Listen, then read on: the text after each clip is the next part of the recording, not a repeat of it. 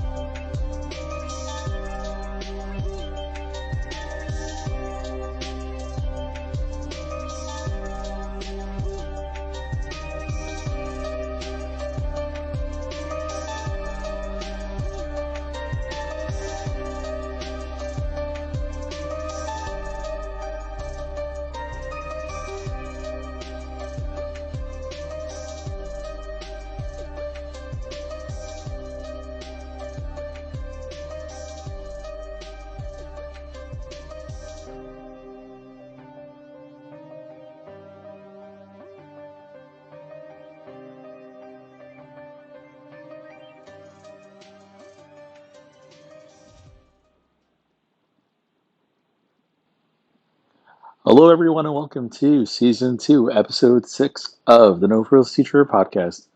I'm your host, Joe Camps, aka the No-Frills Teacher, and this is Dress for Success and Other Teacher Myths. So grab your favorite pair of yoga pants or jeans, get those lesson plans out, and deliver instruction like you've never delivered before. I'm going to start with the disclaimer. I have a personal bias with this one in this particular episode with the myth of dressing for success. And what I mean by that is I believe, is this myth or this misconception that teachers as professionals need to always dress well, professional. And what I mean by that is wearing a dress or business casual.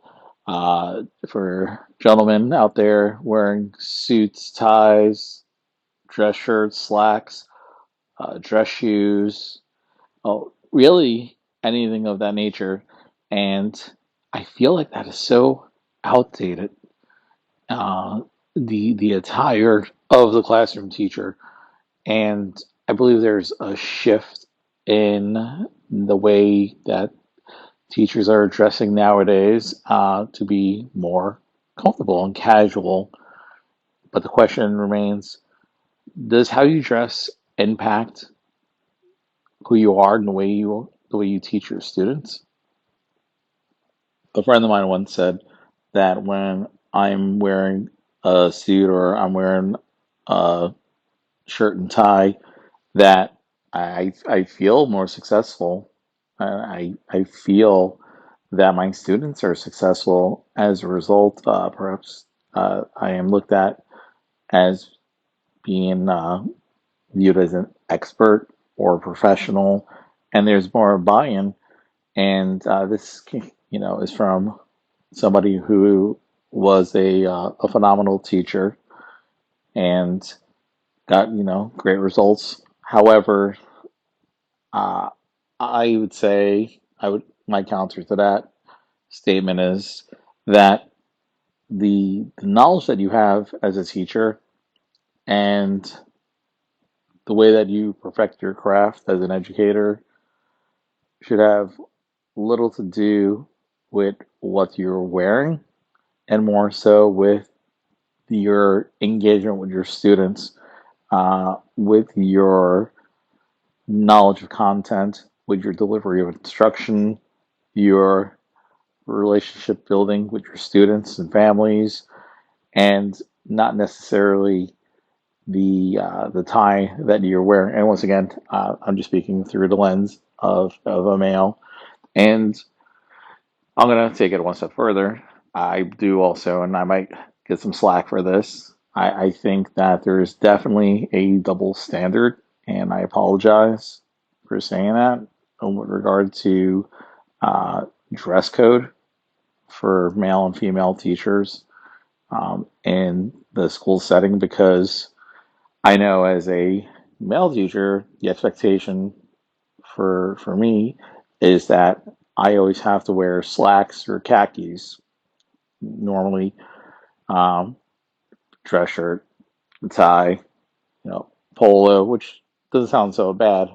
But when you're teaching in Southwest Florida and it's, 95 degrees every single day, and you're basically sweating through your kneecaps, you know, it's brutal. And then,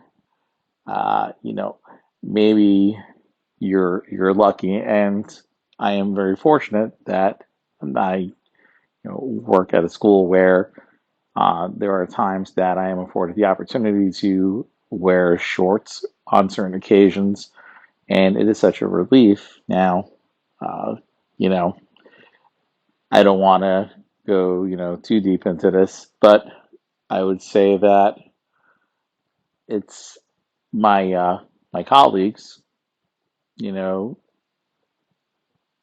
my female colleagues, I should say, could wear skirts and shorts, skirts, skirts, dresses, which I feel that it perhaps is more acceptable to be comfortable with attire than wearing Dockers every single day, especially in a subtropic climate. Once again, I apologize in advance if this does, give me any slack for this, but it is something to say that if there's going to be consistency in dress code, perhaps we need to look at, you know, a case of knowing where you're working, your climate, uh, your geographic location, if you will, and allowing uh, you know leniency with certain types of attire. So when I first started teaching, I dressed to impress. I was wearing $70 button-down shirts from Express and uh, you know $50 slacks, and really put my best foot forward. And and also it was part of my administrator at the time when I had first started my teaching career that you know expected his teachers to dress a certain way. And now here I am in my 19th year, and I've pretty much become the Adam Sandler of teachers. And what I mean by that is I still, I wear my khakis, but now I wear golf khakis. Those breathable, mesh ones now, the moisture wick, if you will. And I pretty much wear a school shirt every day and rarely wear a polo. And if when, the rare occasions it gets chilly here in South Florida, then I break out my zip up hoodie and I'll wear that. Um, and I wear my Skechers, so I'm comfortable all day. And I ditched the dress shoes. I ditched my Sperry's over the past couple of years, and just being comfortable. And I still have school spirit. I'm wearing school shirts. I have a whole collection.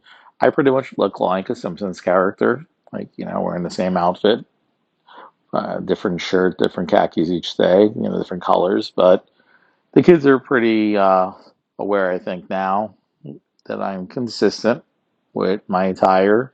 There's no real surprises. They know what I'm pretty much. They can probably guess on which day of the week what outfit I'm going to wear at this point. But once I transition to a more casual, comfortable uh, attire, really for the workplace, it allowed me to, I feel, become more comfortable in my teaching. I wasn't so stiff. I wasn't so hot and miserable. And I thought that had really opened up some new avenues of you know more moving around the classroom. I was more comfortable.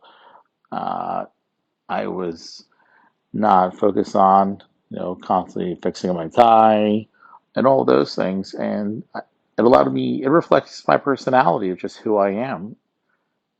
Being more of a laid back, kind of mellow, easygoing teacher and person. That's my personality. And when people say, well, you don't look professional, you got your professional.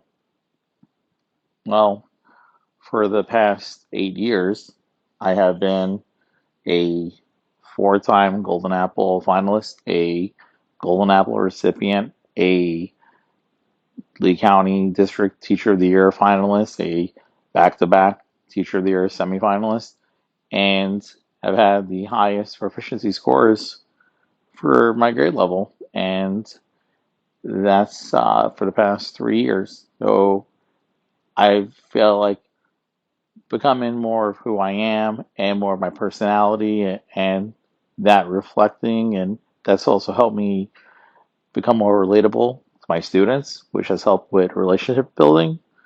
And through that relationship building, I've found more academic success with my students, more buy-in, and I really part of that I attribute to how I honestly dress for work. In fact, I once went on an interview, and I always wear a suit when I go on interviews in the past.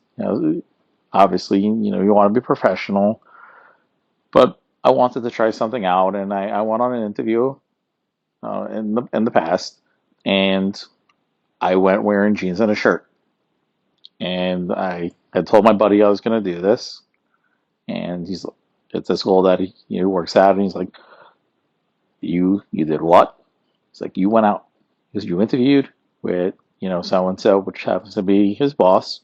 It's like, and you just were wearing a shirt and a tie. I was like, well, actually, I was coming from my previous school, and I didn't have time to go home and change and put on a suit. Normally I would, but part of me was thinking, well, really, they should be looking at me as who I am as a teacher, right? My resume, my pedigree, my experience, my acknowledgments, recognition, what I bring to the table as an educator, and what I can offer that school, and how I can help support students in that school, versus am I coming to my interview with a suit on? And maybe that's the wrong attitude to have. But my friend was shocked. He's like, "There's no way. They're not going to take you seriously. It's dead in the water. You won't even get offered the job." And my response was, "Well, if they truly are interested in me joining the team, the school, to help, improve things, then they should look beyond what I'm wearing for my interview." And he said, "Never going to happen."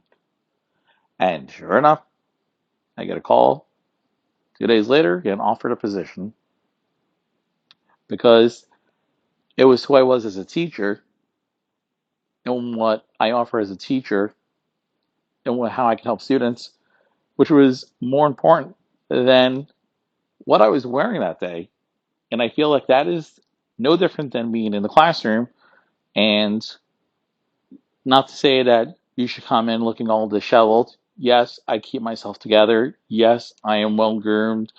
Yes, I don't have tears in my clothes. Now that's a different story.